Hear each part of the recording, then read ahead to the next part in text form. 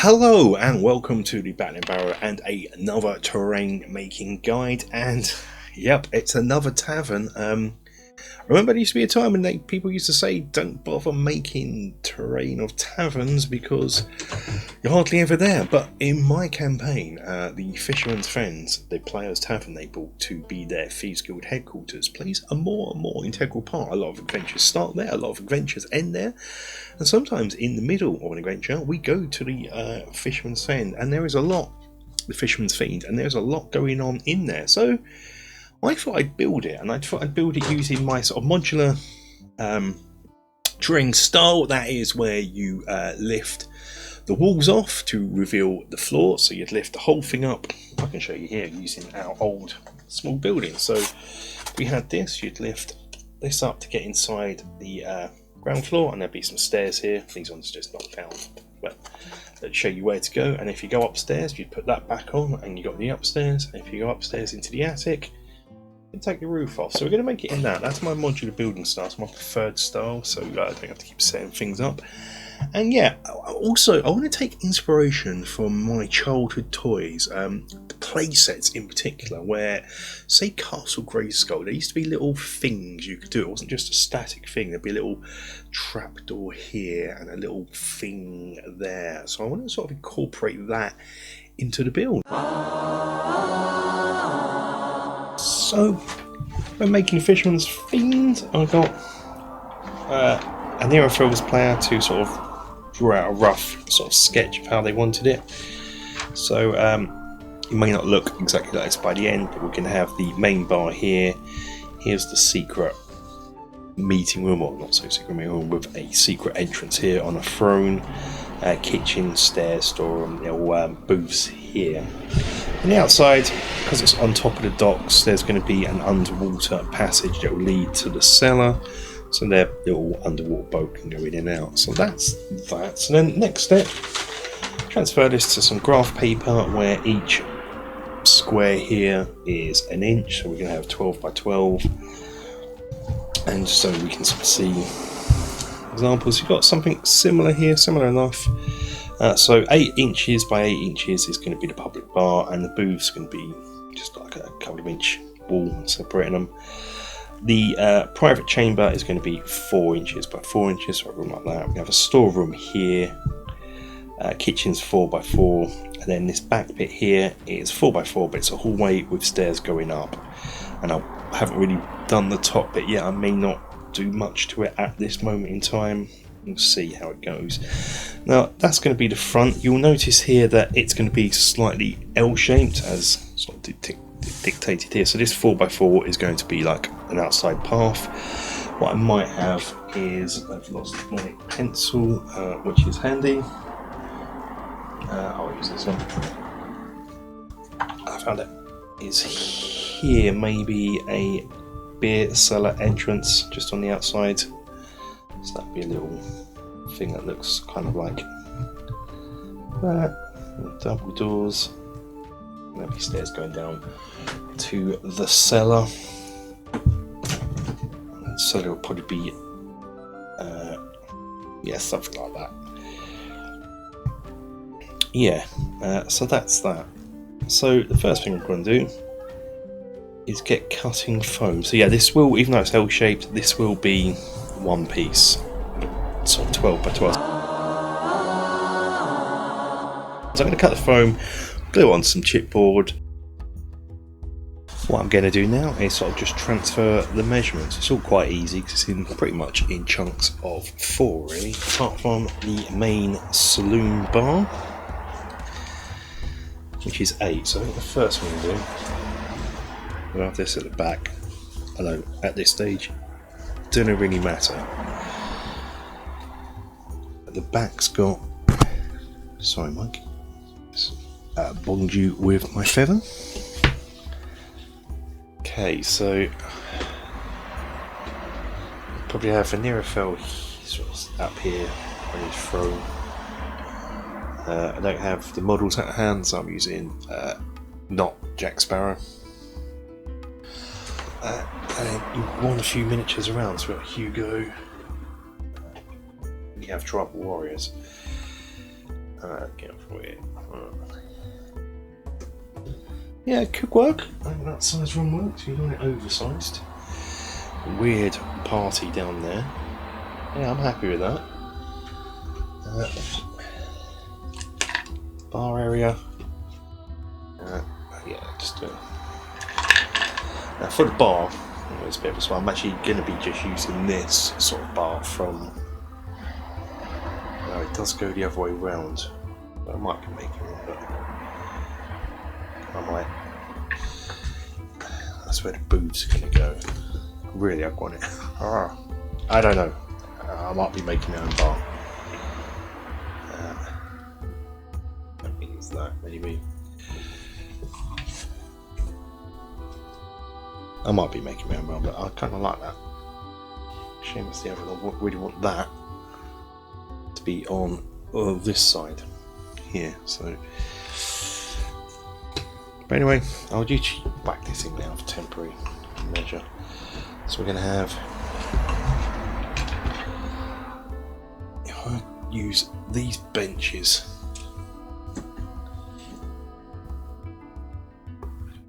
Here for the walls of the saloon bits.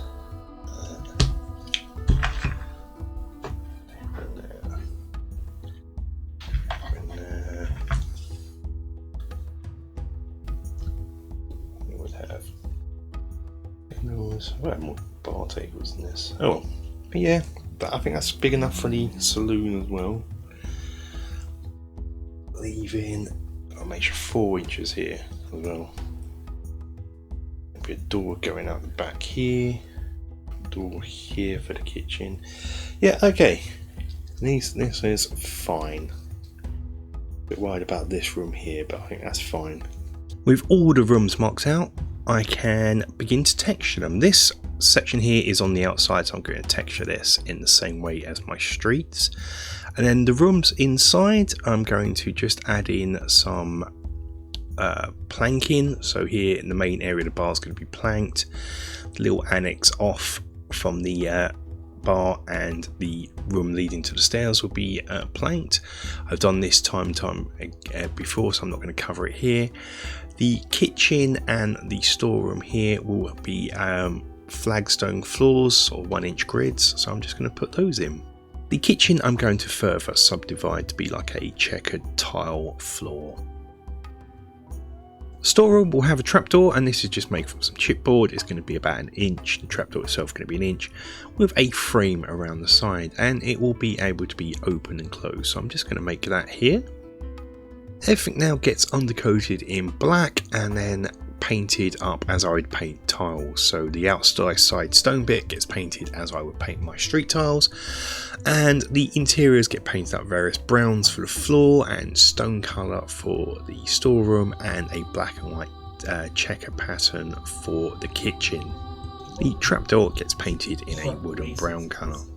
Before I glue the frame of the trapdoor in place, I need to make a little ladder down. This is just made from balsa wood, just a sort of few runs just to indicate that there is a ladder there. So yeah, it's just made from balsa that I'll assemble, glue into paint and glue into place. Next up, I need to make the stairs to go up to the upper floor. I'm going to use this that was used as packaging in something I got from the Dungeon Minister. This is a dollar store foam board from America, and it's great.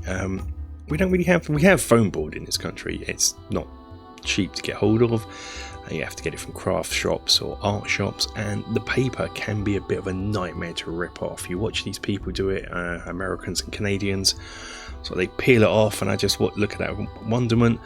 But here it comes off really easy, so I'm going to use this to make stairs. I'm cutting it into inch wide strips that will just build a set of staircases up from.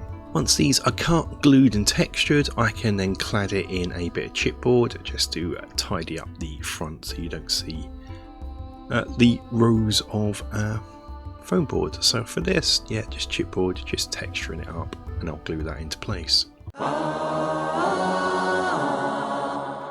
Next up, it's the bar. I got this from a Reaper Bones Pirate City set I got a review of here, but for me it's facing the wrong way. I needed to have it facing the other way, so I'm going to make my own version of this. I'm going to make it out of chipboard for the main bar. I'm going to double up the thickness because the bars are thicker, but I'm going to use the Reaper bar as a template for this. I've got some barrels some scatter that I use for scatter train. I'm going to use for the bar surface like the Reaper one, but I'm just going to make it so it faces the other way, the actual return of the bar. And also I want the bar to have a flap so it can open and close. Again, I want to make this more like a play set than a terrain piece, so I'm just going to work out the sizes, cut these out and glue it all together.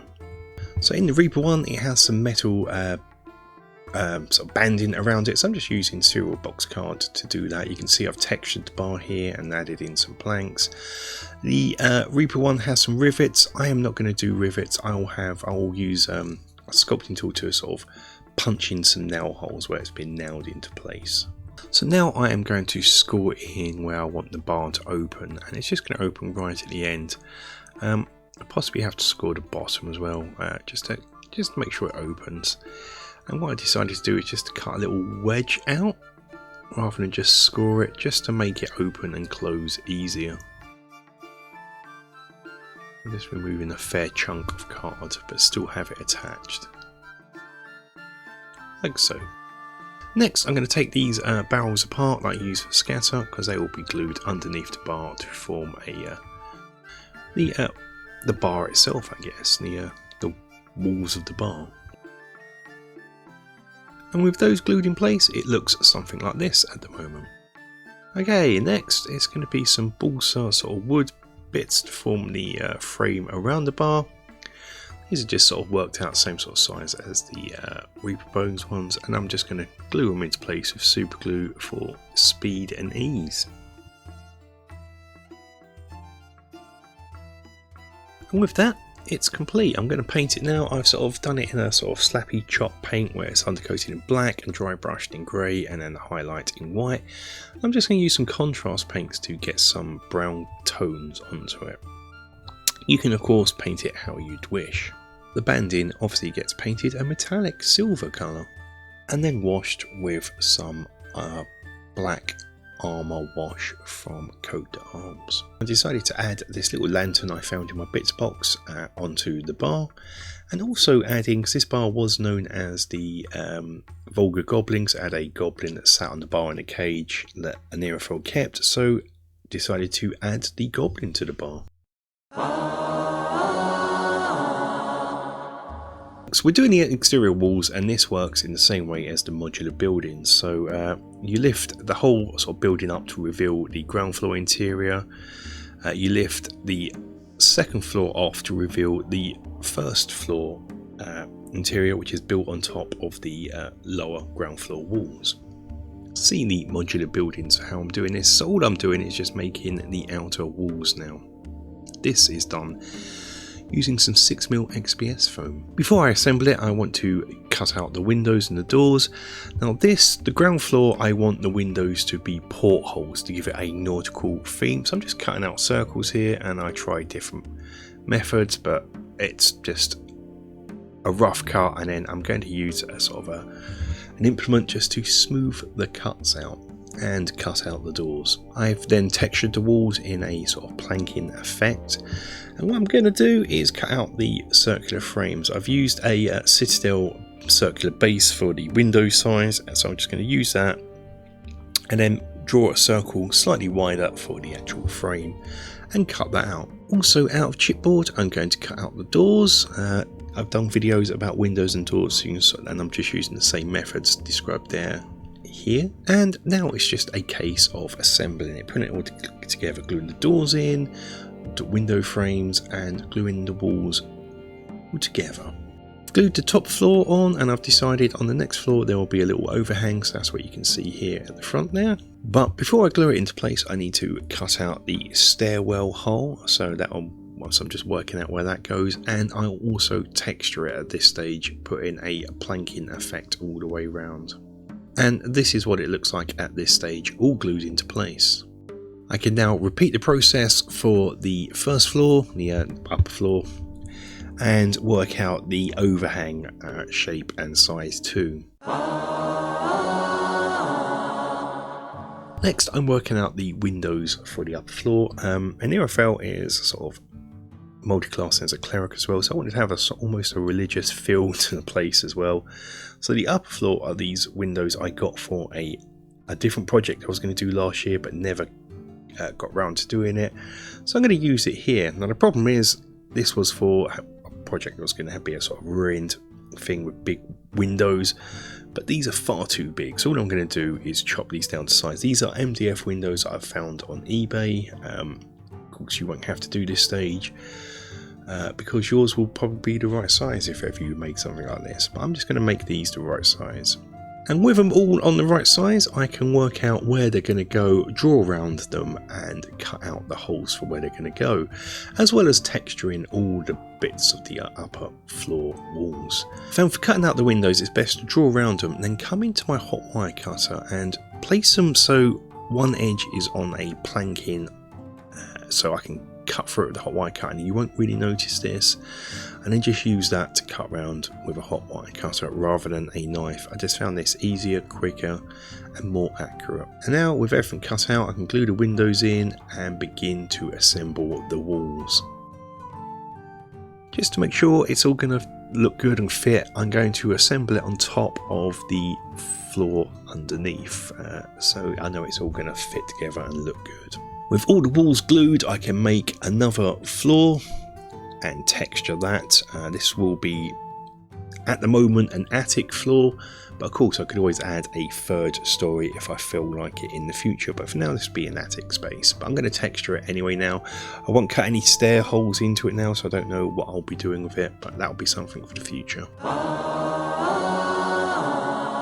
Getting to cut out triangles for the roof, I sort of made a slight mistake with the roof really, because it needs a triangle at the front end of the overhang, and then if you know anything about roofing, you probably know this will be wrong, but it's what I'm going to be doing. So yeah, going to cut the triangles out, and yeah, I've got some smaller sort of arch windows similar to the floor below, so I'm just going to cut those, work out where they're going to go and cut those out in much the same way as I did on the lower floor. Next, the actual roof is just going to be made from corrugated card, and this is done in exactly the same way as the modular building. So if you need some details, specific details now to do it, go watch that video, but for now these are just going to be assembled and glued into place.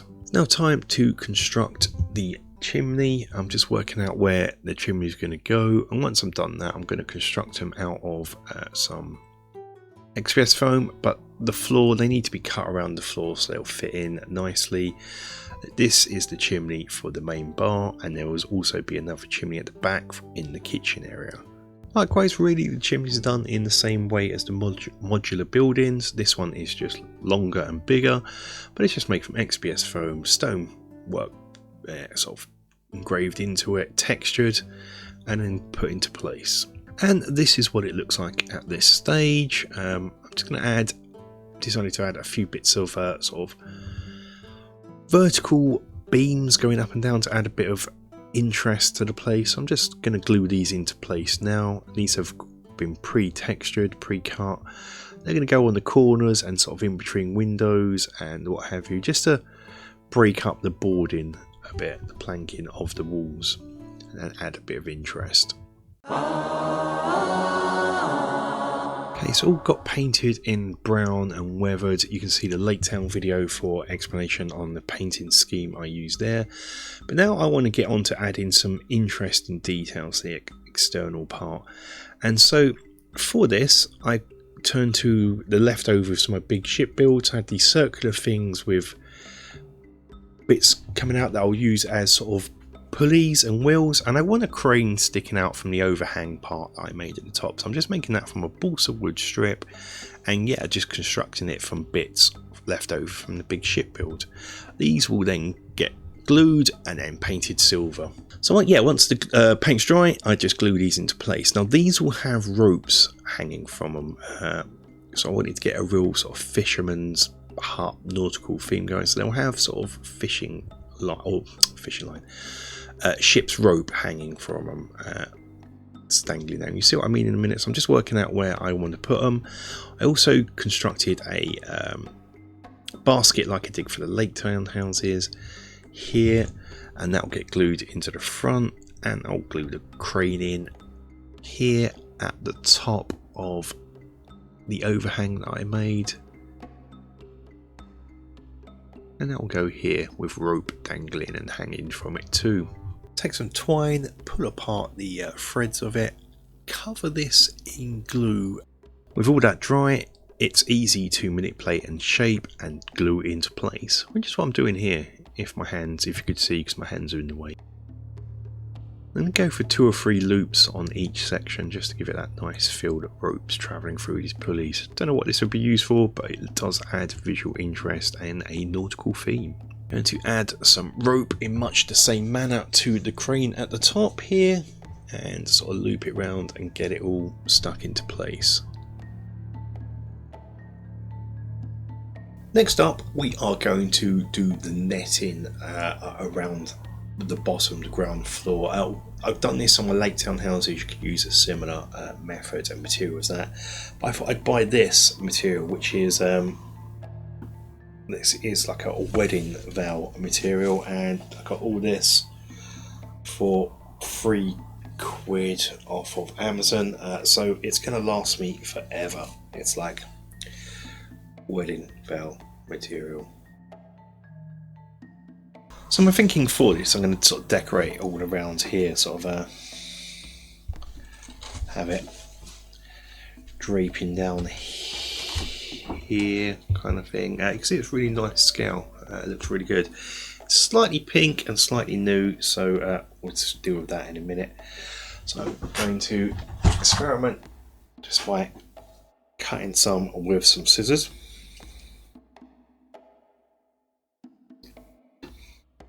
Doesn't have to be neat cuts or anything, I just want to chomp it. I've got enough, so if it goes wrong, and so that's where just it might be too much. Come in with some, but it's too springy, so for this, get some PVA glue on my fingers and try and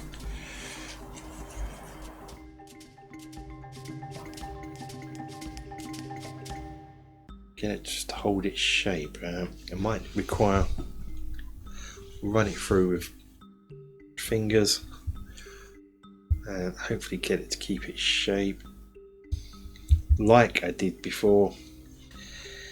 Twist the ends. Might need super glue and what have you on this, but the whole point is I'm going to try and get it to try and hold its shape, which is it not doing. It's just, what is this stuff? What is this wedding veil stuff? It's the most indestructible material in the world. But anyway, hopefully that will just tame it a little bit once it's dry, once it begins to dry off. These nets are looking far too clean, so I'm going to come in with some watered down hardened leather speed paint and just grime them up.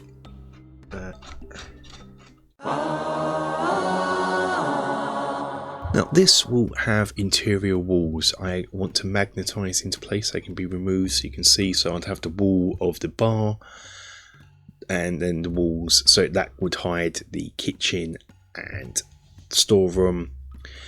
And so I need to work out where I'm going to put the magnets. So I'm just going to do this jig here. So it's going to be 4 inches long. I know the magnets can't come within the 6mm of the outer wall here. So I'm just going to sort of come in, basically measuring 1 inch either side. I'm going to make a jig. It's going to be made out of barbecue skewers, so I can skew the point. These will be put into place on my jig, and I can use this to push that onto the surface of where I'm going to insert magnets, so I know where to put the magnets. So next I'm just going to make the walls. They're going to be made from 10mm thick XPS foam, and I'm just going to work out the size and how much I've got to cut them.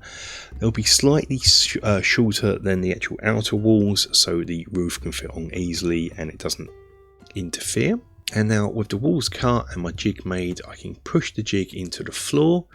That will tell me where I've got to put the magnets into the floor, and then use it to push to the underneath of the walls, and that will tell me where I'll put magnet the other side, the other magnet for the other side into the walls. The magnets can be glued into place, and what I do is start with the floor, glue them in there, and then put a magnet onto the ones that are in the floor, put a blob of glue into the holes in the wall, and then put the wall into place so it picks up the magnets that are on the floor, so I know the polarity is the right way, and then I can use the wall for future reference for the next set of the floor ones, if you get what I mean. So I'm always making sure the polarity is correct.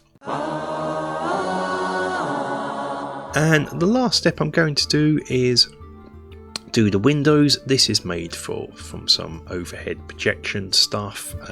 I make all my modular windows out of all my modular house windows out of, and all I'm going to do is paint it up, put a bit of grime onto the windows. I want them to look like there's lots of tobacco smoke that's stained the windows and dirtied the windows. So I'm going to use this speed paint hardened leather just to paint the inside so it looks grimy. The sort of inner part of the window gets sort of a similar treatment but with skeletal hoard, just so it makes it a bit more see-through, so you can see it more, and looks like there's less grime there. These are then cut out and glued into place. Okay, you may have noticed that I've left the shingling on the roof to last, because whilst it's not a difficult job, it's a bit tedious. You've seen me do it plenty of times, but I thought I'd experiment this time and look into a product. So I looked online and I found these. These are laser cut shingles. They come on, I was expecting, I don't know, like 1mm MDF, but they come on card, thinner than seal box card, but thicker than paper. And all you do is just pop them out like any other MDF sort of product.